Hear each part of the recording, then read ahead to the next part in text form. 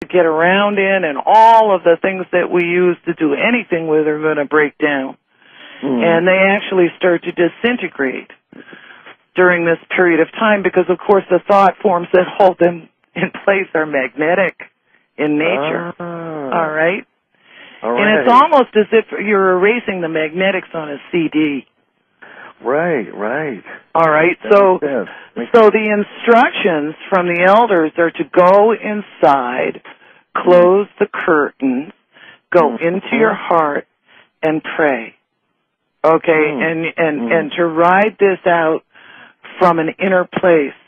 Okay? You're going to be safer out in nature than you would be in your home because as this window of time, this 6-hour window progresses, everything that is artificial is going to disintegrate. So the walls of your homes, you know, no matter where you are, unless you're out in the middle of the Grand Canyon, everything's going to disappear. Anything that is not intrinsic to the earth. Now, when this 6-hour window is over, that means that the magnetic poles have started to wander, and they're searching for their new home. And there is a sequence of events that happens as soon as that process begins where you start to notice that you're surrounded by this red fog. Okay, but it's not like any kind of fog you've ever seen. It's like you're breathing it. You are it. And then what happens is every color of the spectrum begins to filter through your system. All right? And you go to ultraviolet, and all of a sudden you end up in this clear, crystalline reality, okay, that everything that you're surrounded by appears to be made of, like, clear glass. Wow. And it starts to shimmer like gold, and you begin to see through things, okay? All right. But at that point, okay, or at some point after you have that experience, everything goes completely black. Okay, so my sense is that the point at which we go into what they call the 3 days of darkness is the point at which we make our ascension. I am not sure about that, but if I try to think it through logically, this seems as if, because as soon as it goes into blackness, and I'm talking total blackness, you won't even be able to see your hand in front of your face. Wow. You're going to be in the great void, or what's known as the great void, or the space that separates one dimension from another. And during that time, it's like you're in the ultimate sensory deprivation chamber, and you're going to be just floating in nothingness, and you're probably going to be doing a lot of dreaming during this time. And I think that if the fear factor is subtracted from the experience, it probably is going to be one of the most incredible experiences of your entire life. Wow. But after this 3 days of darkness, and the length of time varies, okay? The shortest time is 2.5 days, and I think the longest time is close to 4 days. Okay. But as soon as you move, as soon as we make it through the void, all of a sudden, boom, there's this blinding flash of light. It's like everything they describe in all the rapture movies and all of that kind of crazy stuff. Wow. But you find yourself on this other level. Now, what it looks like, I have no idea, because that's all going to be determined by where you're at prior to. Right. Okay?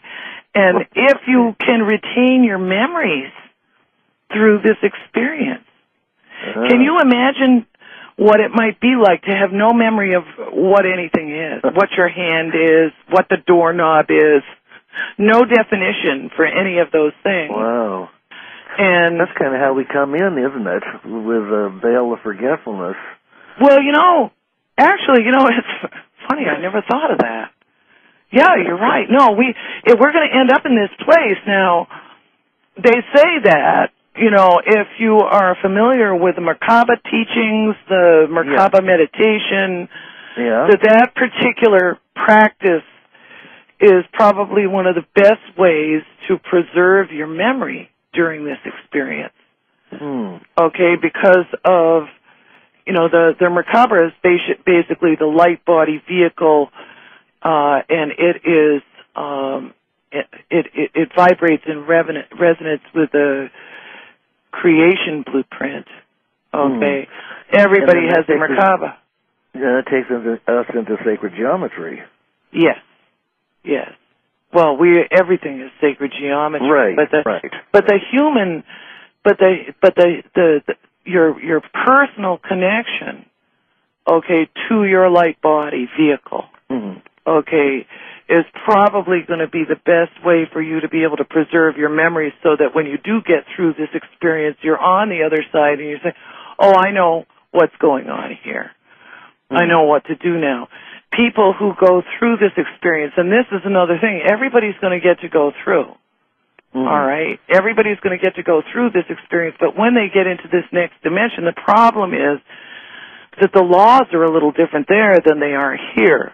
And everything is vibrating in unity and oneness and love, and everything you think about manifests instantaneously. So if you're thinking great things and beautiful things, you get to the other side and you realize, oh my God, I could imagine, Elvis, he'd probably show up. All right? But if people are going through and they're retaining, and they're still functioning from fear or like what's going on, or they're using the same principles that got them by here, they're not going to survive too long on that level of experience. It does make sense that if a person makes it to that point and they've been living mainly from ego or vanity, that there would be a very difficult time with manifesting one's thoughts. Oh, exactly. You'd end up kicking yourself out of that particular level, wouldn't you? Exactly. Yes, because and that's a big problem.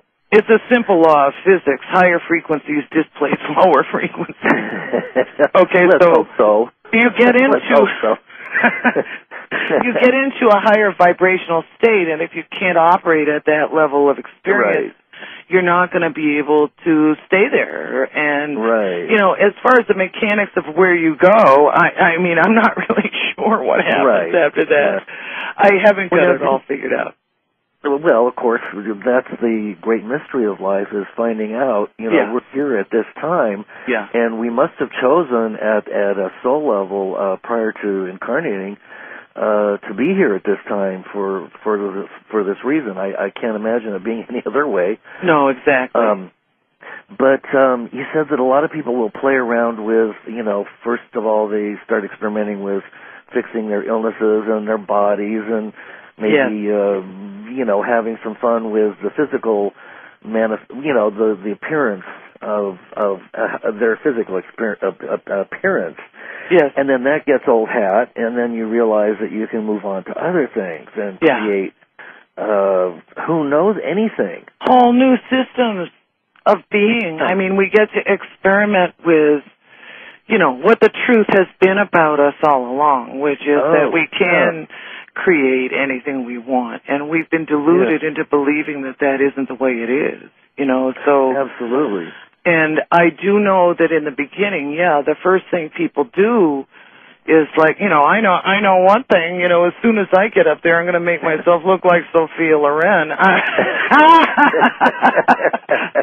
And then, once that gets to be old hat, who knows? Maybe I'll find, it's as if we're all going to graduate school, and once we get there, we're going to have an opportunity to get our fifth dimensional PhD.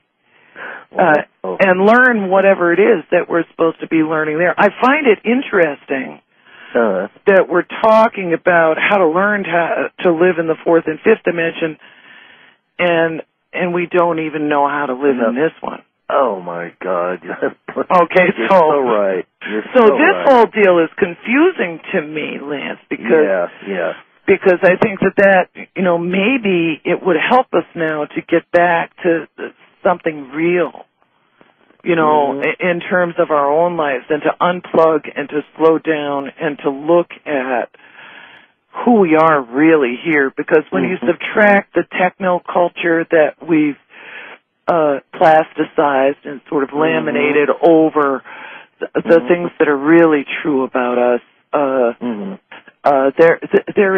life is very simple. You know, and there is a part of me, you know, people say they're all worried about living in times of scarcity and stuff like that. You know, I live out in the desert. Right now there's nothing I'd like better than to hang out over a big pot of boiling herbs and stuff and just keep the fire going. You know what I mean? Instead of dealing with all this other stuff. Yeah. Well, we've just lost touch, you know, especially the people that have migrated to the cities. You know, we've just lost touch with reality and with nature and with the truth of ourselves. And it's really difficult for people to maintain a life that has integrity and honesty and truthfulness, compassion and love. Yeah. But, you know, those are the qualities that it seems that we're going to need to develop in order to make this, to walk across that bridge, the rainbow bridge. Oh, you betcha. You betcha. And it's perfect that you're saying this because, of course, you know, we talk about the heart a lot when we talk about the ascension process. I mean, if you've been raised in the Catholic Church, I don't know how many icons they have of Jesus holding this heart. Okay, and the way the symbolism has been interpreted over time has sort of skewed it a little bit, but, you know, originally that imagery had to do with what's inside all of us, and the consciousness of the heart is a really interesting thing. It's not just a metaphor for something. That the actual physical organ of the heart holds a level of consciousness that is that was a precursor to the polarity that is intrinsic to our minds. And I think most people don't realize this, but you know, the scientists have figured out that the heart starts beating before the brain is even formed. Think about that. Yeah. It has its own consciousness. Yeah, isn't there a literal mind of the heart, and then there's an inner, some kind of inner chamber that you can, not everybody can seem to find, but spiritual adepts seem to be able to go within to that place. Well, you know, everybody can. Chamber. This is what's interesting. If the wish and the desire to sort of reconnect with that aspect of yourself is there, you can go there. And it is interesting because once you find your way into that space, the ability to create becomes second nature. It's natural. You can create anything instantaneously from that place. And so the point of being in that space for us now is important because it is only from that place that we can create a unified vision of whatever it is that we would like to develop here on this planet, you know. And it is also the connecting point that connects you to absolutely every level of creation. Okay, so that you can access any dimension from that place. It's a huge, the heart is a huge terminal. And there's a reason why we've deified that little Valentine, you know.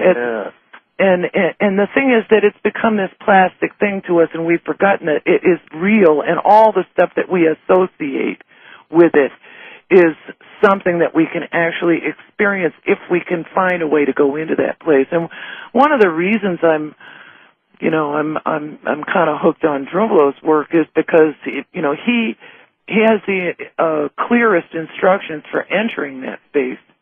And he's brought more people into that place than anybody that I have ever had a chance to meet.